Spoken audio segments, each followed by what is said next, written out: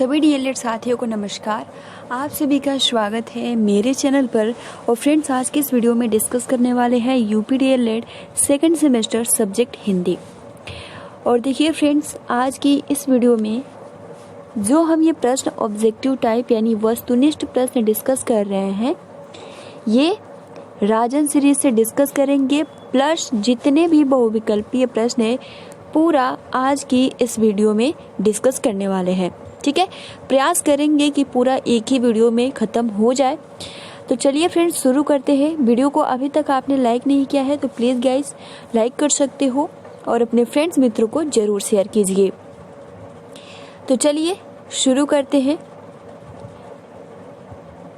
जिसमें सबसे पहला जो प्रश्न है कि कहानी एक गमला है जिसमें एक ही पौधे का माधुर्य अपने समुन्नत रूप में दृष्टिगोचर होता है।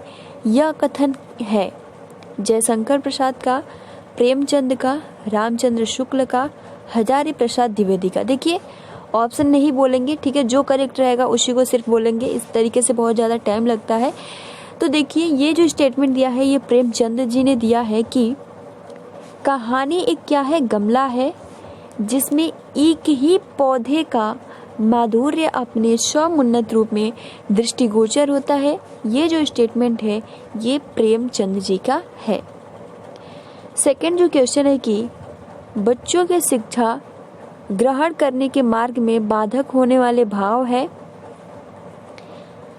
तो गाइस यहाँ पे बच्चों की शिक्षा में ग्रहण करने के मार्ग में जो बाधक होने वाले जो भाव होते हैं वो कौन कौन से? संकोच, झिझक, शर्मिला होना, यानी तीनों ही हो जाते हैं। इसलिए ऑप्शन नंबर डी बिल्कुल सही होगा। तीसरा जो प्रश्न है कि शिक्षक बच्चों से नज़दीकी प्राप्त कर सकते हैं परिवेशीय विषयों पर, सामाजिक घटनाओं पर, उनके अनुभव पर, उपयुक्त सभी, क्योंकि यहाँ पर तीनों ही हो जाएंगे। शिक्षक बच्चों से नज़दीकी प्राप्त कर सकते हैं सामाजिक घटनाओं पर, परिवेशी विषयों पर, उनके अनुभव पर, उपयुक्त सभी पर बातचीत करके। फोर्थ प्रश्न है कि बालक के सुनने, बोलने, समझने तथा अभिव्यक्ति की दक्षता का विकास अधिक प्रभावी होगा यदि उनसे बातचीत होगी क्रियाकलाप के द्वारा, परिवेश में, परिवार इत्यादि पर बातचीत। तो गाइस यहाँ पर ऑप्शन नंबर डी बिल्कुल सही हो जाएगा। बालक के सुनने, बोलने, समझने तथा अभिव्यक्ति की दक्षता का विकास अधिक प्रभावी होगा यदि उनसे बातचीत होगी क्रियाकलाप पर, परिवेश में, परिवार इत्यादि पर बातचीत होगी। इसलिए ऑप्शन नंबर यहाँ पे डी बिल्कुल सही है।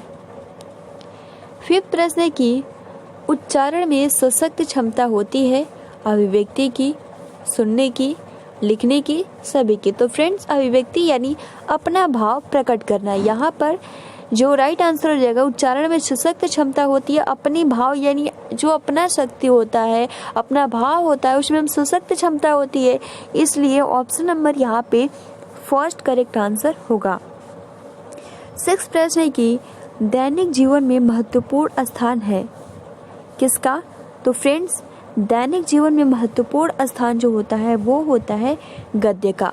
ऑप्शन नंबर बी बिल्कुल सही हो जाएगा। अगला जो क्वेश्चन है कि उच्चारण शिक्षण का उपयुक्त अवसर है। तो फ्रेंड्स उच्चारण शिक्षण का उपयुक्त अवसर जो होता है वो होता है प्राथमिक स्तर। आठवां जो प्रश्न है कि कक्षा 1 से 3 में सहारा लिया जाता है। तो फ्रेंड्स कक्षा 1 से 3 में सहारा लिया जाता है गीत प्रणाली। नवा प्रश्न है कि कविता शिक्षण के लिए दोषपूर्ण प्रणाली है। तो फ्रेंड्स यहाँ पर अगर हम बात करें कविता शिक्षण के लिए दोषपूर्ण प्रणाली है, यहाँ पर ऑप्शन नंबर डी ब्याज प्रणाली इज द राइट आंसर। अगला प्रश्न है निम्नलिखित में कौन सा व्यंजन उष्म है? श हलन, स हलन, उपयुक्त सभी। तो फ्रेंड्स आप सभी को पता है उष्म व्यंजन जो हो जाता है कौन कौन सा? स, खटकोर स, छोटा वाला श और ह, ये सभी क्या होते हैं? उष्म व्यंजन होते हैं। इसलिए ऑप्शन नंबर डी सही हो जाएगा। स्र संयुक्त अक्षर निम्नलिखित व्यंजन के मेल से बने हैं। यहाँ पर अगर हम बात करें, ये राइट आंसर हो जाएगा। स हलंत प्लस र को मिलाकर स्र का निर्माण हुआ है। यहाँ पर अगर हम बात करें राजन सीरीज में गलत दिया है, ऑप्शन नंबर बी यहाँ पर सही होगा। अगला आपका प्रश्न है कि ख का उच्चारण स्थल है, ठीक, ये भी गलत दिया है। यहाँ पर ख का उच्चारण तालु दिया है, वो नहीं होगा। ख का उच्चारण स्थल जो होता है वो होता है कंठ। अगला जो शब्द है कि मुद्रा शब्द का अर्थ है अंगूठी, रुपया, आकृति, उपयुक्त सभी। तो मुद्रा शब्द का जो अर्थ हो जाता है अंगूठी भी, रुपया भी, आकृति भी, उपयुक्त सभी इज द राइट आंसर। अगला जो प्रश्न है कि अज शब्द का अर्थ है दशरथ के पिता, आज, अजगर, आजीवन। अज शब्द का जो अर्थ होता है दशरथ के पिता। 15 प्रश्न है कि गद्य की एक महत्वपूर्ण विधा है कहानी। 16 प्रश्न है कहानी तत्व के आधार पर कहानी के भेद हैं। तो फ्रेंड्स, कहानी तत्व के आधार पर कहानी के जो भेद होते हैं वे होते हैं 4। 17 प्रश्न है कहानी की विधियां मानी जाती है 4। अगला प्रश्न है कि आरंभिक अवस्था के बच्चों में कहानी शिक्षण की सर्वाधिक उपयुक्त विधि है। Option number first correct answer हो जाएगा चित्र विधि। 19 नंबर प्रश्न है कि वाक्यों का वर्गीकरण कितने आधारों पर किया गया है। तो फ्रेंड्स, वाक्यों का वर्गीकरण 2 आधारों पर किया गया है। 20 प्रश्न है कि जिन वाक्यों में एक उद्देश्य तथा एक ही विधेय हो उसे कहते हैं। तो उसको हम कहते हैं, जिन वाक्यों में एक उद्देश्य तथा एक ही विधेय हो उसे कहते हैं सरल वाक्य। अगला प्रश्न है कि मिश्र वाक्य कहते हैं। तो मिश्र वाक्य कहते हैं, इसकी परिभाषा होती है जिनमें एक साधारण वाक्य तथा उसके अधीन दूसरा उपवाक्य हो उसे ही हम मिश्र वाक्य कहते हैं। तो डिफिनीशन बहुत ज़्यादा महत्वपूर्ण है। जिनमें एक साधारण वाक्य और दूसरा उसके अधीन, यानी इस सिंपल वाक्य का दूसरा अधीन आप कह सकते हो, दूसरा उपवाक्य जुड़ा हो उसे ही हम मिश्र वाक्य कहते हैं। अगला 22 प्रश्न है कि जिन वाक्यों में एक से अधिक प्रधान उपवाक्य हो और वे संयोजक अपव्यय द्वारा जुड़े हो उसे कहते हैं। तो फ्रेंड्स, यहाँ पर ऑप्शन नंबर जो हो जाएगा, जिन वाक्यों में एक से अधिक प्रधान उपवाक्य हो और वे संयोजक अपव्यय द्वारा जुड़े हो उसे कहते हैं संयुक्त वाक्य। अगला जो प्रश्न है कि जिन वाक्यों से किसी बात या कार्य न करने का बोध होता हो उसे कहते हैं। तो फ्रेंड्स, जिन वाक्यों में किसी बात या कार्य न करने का बोध होता है उसे हम क्या बोलते हैं, निषेधवाचक। 24 प्रश्न है कि श्याम स्कूल जाओ वाक्य है, यानी श्याम स्कूल जाओ आज्ञावाचक। 25 प्रश्न है कि आह कितना सुंदर दृश्य है वाक्य किस प्रकार का है। तो फ्रेंड्स, विस्मयवाचक। 26 प्रश्न है रमेश पढ़ा लिखा है या नहीं वाक्य है। तो यहाँ पे संदेहवाचक। वो हो सकता है रमेश जो है वो पढ़े लिखे भी हो और हो सकता है नहीं भी, इसलिए संदेहवाचक। 27 प्रश्न है कि जिन वाक्यों में किसी प्रकार की इच्छा या कामना का बोध होता है उसे कहते हैं। तो फ्रेंड्स, जब इच्छा कामना का बोध हो तो सिंपल ऑप्शन नंबर डी इच्छावाचक। 28 प्रश्न है कि किस प्रणाली से छात्रों में सक्रियता बनी रहती है। तो फ्रेंड्स, प्रश्नोत्तर प्रणाली से छात्रों में सक्रियता बनी रहती है। 29 प्रश्न के मनुष्य के भावों की अभिव्यक्ति होती है। तो मनुष्य के भावों की अभिव्यक्ति होती है ऑप्शन नंबर डी, यानी संकेतों द्वारा, वाणी द्वारा, भाव भंगिमाओं द्वारा, उपयुक्त सभी इज द राइट आंसर। 30 प्रश्न है कि स्वतंत्र अभिव्यक्ति से बच्चों का कौन सा पक्ष मजबूत होता है। तो स्वतंत्र अभिव्यक्ति से बच्चों का कौन सा पक्ष मजबूत होता है, सृजनात्मक। अगला क्वेश्चन है 31 की मानव अपने भावों को ध्वन्यात्मक रूप से प्रकट करता है उसे मौखिक अभिव्यक्ति कहते हैं। ये कथन किसका है।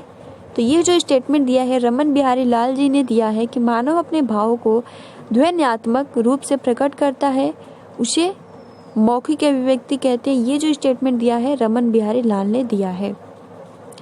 32 प्रश्न है कि मौखिक अभिव्यक्ति में नहीं आता।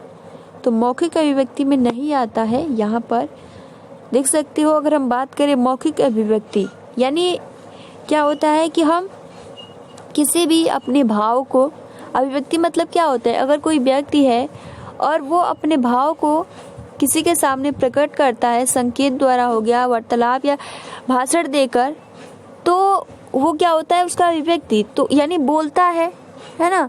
मौखिक अभिव्यक्ति यानी वो बोल के उसको अपनी बात सुनाता है। तो यहाँ पर अगर हम देखें, यहाँ पे कह रहा है कि मौखिक अभिव्यक्ति में नहीं आता है। वार्तालाप यानी वो बोलेगा ही, सेम इसका मतलब यही हो जाता है। मौखिक यानी वो अपने मुंह से बोल के किसी के सामने अपनी अभिव्यक्ति रखेगा, ठीक। तो मौखिक अभिव्यक्ति में नहीं आता है। वार्तालाप भी आएगा क्योंकि उसमें वो वार्तालाप जब दो व्यक्तियों के बीच में होगा तो वो अपना पॉइंट रखेगा, अपना भाव रखेगा यानी बोलेगा। भाषण भी अगर देगा तो वो अपना पॉइंट रखेगा यानी बोलेगा। कविता के द्वारा भी अपना भाव कहता है तो वो भी क्या है, अपनी मौखिक अभिव्यक्ति दे रहा है। यहाँ पर अगर हम पत्र लेखन की बात करें तो जो पत्र लेखन है ये इसको लिख के, ये क्या होता है, लिखित अभिव्यक्ति होता है। तो इसलिए ऑप्शन नंबर यहाँ देख सकते हो राजन सीरीज में गलत दिया है, ठीक है, कविता लेखन दिया है। अगर हम बात करें तो यहाँ पर ये दोनों ही नहीं होंगे, ठीक है। देखिए यहाँ मैं कविता केवल देख रही थी, यहाँ साइड में लेखन भी लिखा है, तो ये दोनों ही नहीं आएंगे। डी भी नहीं आएगा और सी भी नहीं आएगा। 2 पॉइंट आएगा वार्तालाप और भाषण। तो इस तरीके से इस क्वेश्चन को ही हम लोग स्किप करते हैं, बट आप सभी याद रखिएगा। अगला जो क्वेश्चन है कि अभिव्यक्ति का उद्देश्य है, तो अभिव्यक्ति का जो उद्देश्य होता है भाषा और साहित्य में रुचि का विकास, बोलने की योग्यता, लिखने की योग्यता, क्योंकि ये तीनों ही हो जाएंगी, इसलिए ऑप्शन नंबर डी बिल्कुल करेक्ट है। 34 प्रश्न है कि मौखिक अभिव्यक्ति की विशेषताएं हैं। तो मौखिक अभिव्यक्ति की जो विशेषताएं होती है, शुद्ध उच्चारण, शुद्ध भाषा की अभिव्यक्ति, सशक्त भाषा, उपयुक्त छवि इज द राइट आंसर। 35 प्रश्न है कि मेरा विचार है कि पाठशाला के जीवन में अंतिम वर्ष तक लिखित कार्य की अपेक्षा मौखिक कार्य उपयोगी सिद्ध होता है। ये जो स्टेटमेंट दिया है वो लैम्बोर्न ने दिया है। 36 प्रश्न है कि साहित्य में रुचि उत्पन्न की जा सकती है। तो साहित्य में रुचि उत्पन्न की जा सकती है वाद विवाद के द्वारा, प्रतियोगिता के द्वारा, अंताक्षरी, कवि दरबार, तो ये सभी हो जाएंगे उपयुक्त सभी। 37 प्रश्न है कि लिखित अभिव्यक्ति का उद्देश्य है। तो लिखित अभिव्यक्ति का जो उद्देश्य है यहाँ पर स्वतः लेखन में रुचि, श्रुत लेखन, शब्दकोश में वृद्धि, उपयुक्त छवि इज द राइट आंसर। यानी लिखित अभिव्यक्ति का उद्देश्य जो हो जाता है स्वतः लेखन में रुचि, श्रुत लेखन, शब्दकोश में वृद्धि। 38 प्रश्न है कि संकेत वाचक वाक्य चुनिए। तो संकेतवाचक वाक्य यानी आप कह सकते हो ईश्वर करे आप जल्दी से स्वस्थ हो जाए। तो यानी क्या, ये क्या किसकी तरफ संकेत किया जा रहा है कि आप जल्दी से स्वस्थ हो जाओ, ठीक। तो ईश्वर करे आप जल्दी से स्वस्थ हो जाओ। तो इस तरीके से ऑप्शन नंबर सी बिल्कुल सही है। 39 प्रश्न है कि मयंक सुंदर है वो हसमुख भी है, इस वाक्य का सरल वाक्य में रूपांतर होगा। तो यहाँ पर अगर हम देखें तो कह रहा है कि मयंक सुंदर है वो हसमुख है, तो संज्ञा का भी यूज किया है और सर्वनाम का भी यूज किया है, मयंक और वह। ऐसा हम बोलते हैं, ऐसा नहीं है कि हम इस तरीके के वाक्य नहीं बोलते हैं, ठीक है। लेकिन इसको सिंपल सेंटेंस में चेंज करना है तो हम यहाँ पे कह सकते हैं मयंक सुंदर है और हसमुख भी है, या आप कह सकते हो मयंक सुंदर है तथा हसमुख भी है। या इसी वाक्य को हम इस तरीके से कह सकते हैं मयंक सुंदर होने के साथ साथ हसमुख भी है। तो बहुत सारे वाक्य हैं जिसको हम छोटा बड़ा करके बता सकते हैं, तो यहाँ पर इस तरीके से आप कर सकते हो। अगला जो क्वेश्चन है, ओ सॉरी मुझे लगा कि अति लघु है, ठीक है। यहाँ पर क्या दिया है, ऑप्शन दिया है कि मयंक सुंदर है और वह हसमुख भी है। इस वाक्य में सरल वाक्य का रूपांतरण होगा। तो यानी यहाँ पे सिंपल, बिल्कुल सिंपल बताना है। देखिए जस्ट मैंने शुरू में बताया था ना, मयंक सुंदर है और हसमुख है, और वही आंसर होगा। मैंने सोचा ऑप्शन नहीं है बट नीचे है, तो यहाँ पर मयंक सुंदर है और हसमुख भी है, यानी सबसे छोटा यही है। अगला जो क्वेश्चन है कि 40 की जिस विकल्प में सही विराम चिन्ह का प्रयोग हुआ हो उस पर चिन्ह लगाइए। यानी कह रहा है कि जिस विकल्प में, यानी ऐसा कौन सा सेंटेंस है जिसमें जो जो विराम चिन्ह है उसका सही यूज किया गया है। तो फ्रेंड्स यहाँ पर जो पहला वाला है वो सही हो जाएगा, नहीं, कॉमा या मुझसे न होगा। तो इसलिए ऑप्शन नंबर फर्स्ट यहाँ पे करेक्ट हो जाएगा। 41 प्रश्न है कि एक व्यक्ति से प्रश्न किए जाने पर उत्तर नहीं मिलता या गलत उत्तर मिलता है तो दूसरे से प्रश्न किए जाने पर वाक्यांश में कौन सा चिन्ह लगाया जाता है।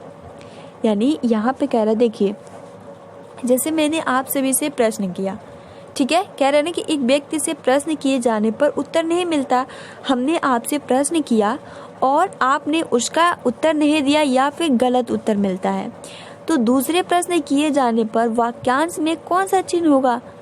तो देखिए हम सिंपल अगर हम कहें तो यहाँ पर पूर्ण विराम कह रहा है जो कि गलत होगा, ठीक है। यहाँ पर अगर कोई व्यक्ति एक, जैसे देखिए फिगर के थ्रू हम समझाते हैं, यहाँ पर एक व्यक्ति है, ठीक है, और यहाँ पर एक व्यक्ति है। सबसे पहले लाइन क्या कह रहा है, एक व्यक्ति से प्रश्न किए जाने पर, यानी प्रश्न किया यानी क्या, उस वाक्य में क्या होगा, प्रश्नवाचक होगा। अब उसने उत्तर दिया या फिर गलत उत्तर मिलता है तो फिर गलत उत्तर मिलता है तो दूसरे से प्रश्न किए जाने पर वाक्यांश में कौन सा चिन्ह लगाया जाता है। यानी अगर मैं क्वेश्चन आप सभी से पूछ रही तो कौन सा चिन्ह लगता है, प्रश्नवाचक। जब आप आंसर कर दोगे, सही उत्तर या गलत उत्तर ही देते हो, उसमें जब क्या, क्यों, कब, कैसे, इस तरीके के अगर वर्ड्स नहीं आते हैं, शब्द नहीं आते हैं, तब हम वहाँ पूर्ण विराम। लेकिन यहाँ कह रहा है दूसरे से प्रश्न किए जाने पर वाक्यांश में कौन सा चिन्ह लगाया जाएगा, तो प्रश्नवाचक लगाएगा। यहाँ पर पूर्ण विराम, वो अगर आंसर दे दिया होता तब हम पूर्ण विराम लगाएंगे, लेकिन यहाँ पे कह रहा है कि दूसरे से प्रश्न किए जाने पर वाक्यांश में कौन सा चिन्ह लगाया जाएगा, तो फ्रेंड्स यहाँ पे प्रश्नवाचक होगा, ठीक है, इसलिए इसको सही कर लीजिएगा, प्रश्नवाचक। देखिए 42 प्रश्न है कि किस विकल्प में विराम चिन्हों का सही प्रयोग हुआ है। तो फ्रेंड्स यहाँ पर फर्स्ट वाला जो है वो करेक्ट हो जाएगा। जीवन डबल इन्वर्टेड कामा है, ठीक है, जीवन विश्व की संपत्ति है, ये जो स्टेटमेंट दिया है वो प्रसाद यानी जयशंकर प्रसाद ने दिया है। तो यहाँ पे पहला वाला जो है इसमें सही विराम चिन्हों का प्रयोग हुआ है। 43 प्रश्न है कि निम्नलिखित में सर्वाधिक उपयुक्त सही चिन्हों वाला विकल्प चुनिए। तो फ्रेंड्स यहाँ पर जो बी वाला होगा वो करेक्ट हो जाएगा, वो आए या न आए, कॉमा मैं अवश्य आऊँगा, इसलिए ऑप्शन नंबर यहाँ पर बी बिल्कुल सही होगा, ठीक है, ये वाला। अगला 44 प्रश्न है कि उपयुक्त में से कौन सा शब्द ई प्रत्यय से बना है। ई प्रत्यय, प्रत्यय और उपसर्ग। प्रत्यय क्या होता है, उपसर्ग क्या होता है। देखिए प्रत्यय जो होता है किसी भी वर्ड में, किसी भी शब्द में लास्ट में जुड़कर एक नया अर्थ लाता है, उसे हम प्रत्यय कहते हैं। उपसर्ग क्या होता है, किसी के शब्द के सामने जुड़कर एक नया अर्थ, उससे नवीन अर्थ का निर्माण होता है, उसे उपसर्ग। लेकिन यहाँ पे बोला है ई प्रत्यय से बना है, तो ई प्रत्यय से बना है हंसी, लास्ट में क्या आ रहा है ई, यानी फर्स्ट वाला करेक्ट आंसर हो जाएगा। 45 प्रश्न है महिमा शब्द किस प्रत्यय के संयोजन से बना है। तो महिमा, महिमा जब हम लोग बोल रहे हैं तो क्या आ रहा है, महिमा, महिमा यानी इमा, यानी ऑप्शन नंबर डी बिल्कुल सही है। 46 प्रश्न है कि आपका भविष्य उज्जवल हो, वाक्य में है तो क्या है, यहाँ पर इच्छावाचक, ऑप्शन नंबर फर्स्ट। जो पढ़ेगा वही उत्तीर्ण होगा, वाक्य है, तो फ्रेंड्स किसकी तरफ संकेत किया जा रहा है, उत्तीर्ण, यानी पढ़ेगा वही जो उत्तीर्ण, यानी संकेत किया जा रहा है पास की तरफ। जो अगर आप सभी पढ़ेंगे तो आप सभी के मार्क्स अच्छे आएंगे, यानी क्या संकेत कहाँ पे जा रहा है, मार्क्स, यानी आपके अच्छे नंबर आएंगे, तो ये क्या है, संकेतवाचक, ठीक है, ऑप्शन नंबर बी बिल्कुल सही है। अगला जो क्वेश्चन है कि इनमें से मिश्र वाक्य है।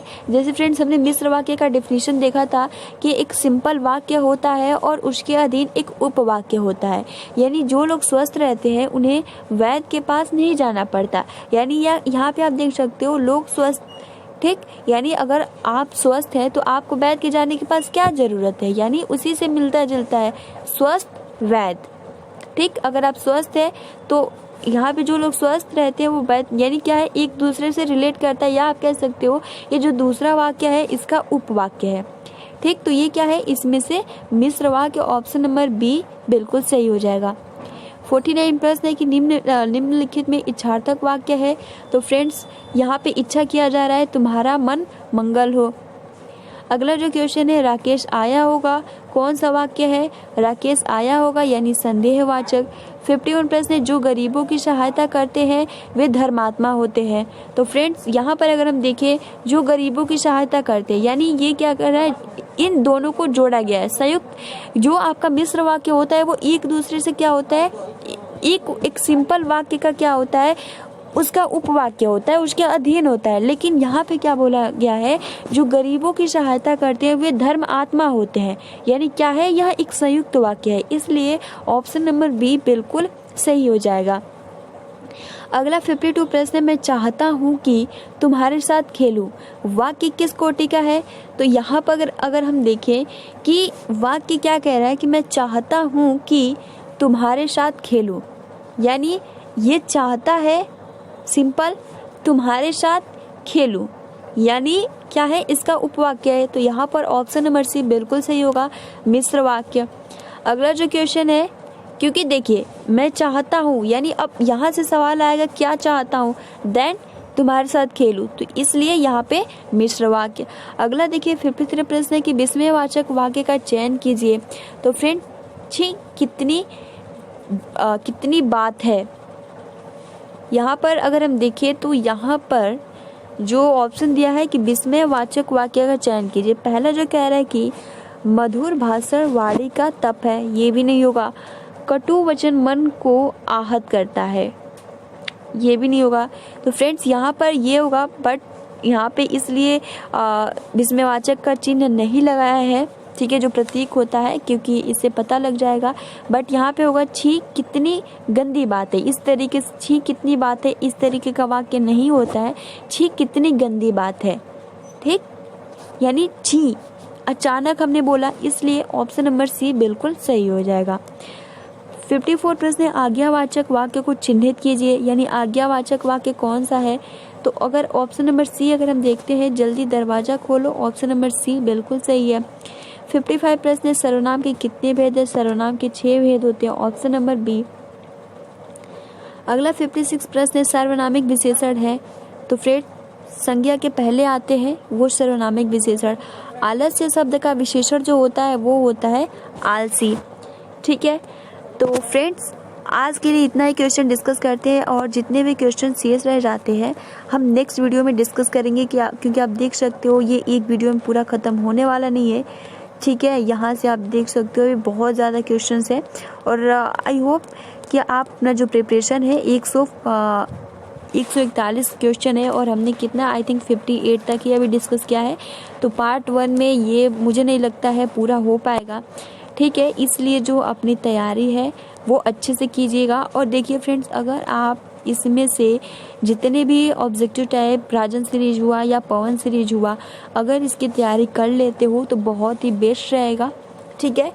तो फ्रेंड्स 57 हमने क्वेश्चन डिस्कस किया, और जितने क्वेश्चन शेष रह जाते हैं हम कल नेक्स्ट वीडियो में पूरा ख़त्म कर देंगे। हमने प्रयास किया था कि ख़त्म हो जाए, लेकिन रहने देते हैं, ठीक है। इतना ही क्वेश्चन या, और आई होप कि आपको याद भी हो गया होगा। तो फ्रेंड्स आज के लिए इतना ही। वीडियो को अभी तक आपने लाइक नहीं किया तो प्लीज़ गाइज लाइक कर सकते हो, और अपने फ्रेंड्स मित्रों को ज़रूर शेयर कीजिए, ताकि हर एक प्रशिक्षक के पास ये वीडियो पहुंच सके और अपनी जो तैयारी है वो अच्छे ढंग से कर सके। तो मिलते हैं। Thanks for watching, take care and best of luck.